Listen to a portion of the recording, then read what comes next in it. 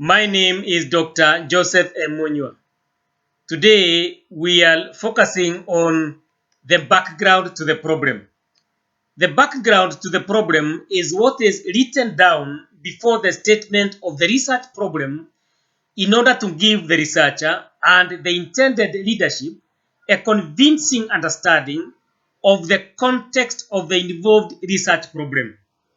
Generally, the background to the problem enables the researcher and the aforesaid leadership to have an idea of what is happening regarding the chosen area of study. Again, to some extent, the said background to the problem enables the researcher to show the said readership what informs the decision to concentrate on the involved research problem. Indirectly, therefore, the background to the problem backs the justification of the study. In that vein, depending on the nature of your study, a reasonable review of the relevant literature is necessary towards achieving a fair background to the problem. In this case, you should focus on the existing pertinent literature and therein identify the relevant aspects of the involved problem which inform your decision to concentrate on your research problem and backs the justification of your study.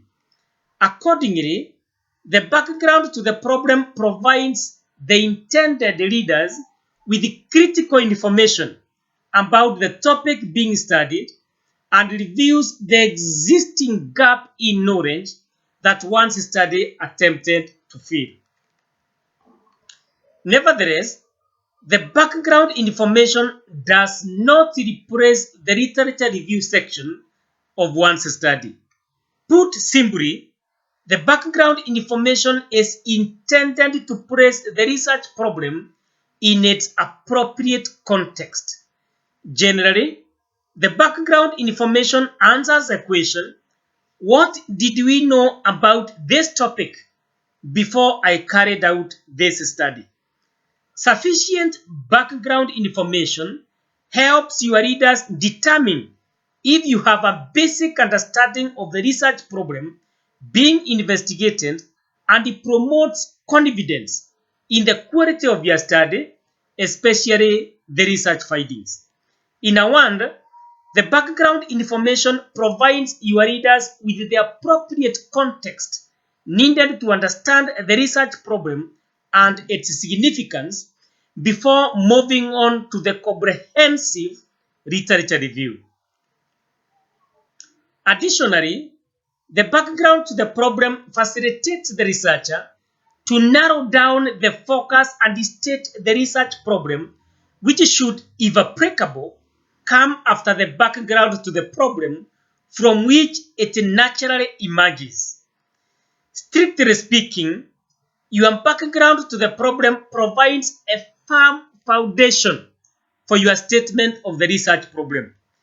Illustratively, therefore, your background to the problem should be formulated in such a way that it looks like an inverted triangle wherein there is a natural movement from the broad area to the narrow area towards stating the said research problem at the tip of the said inverted triangle.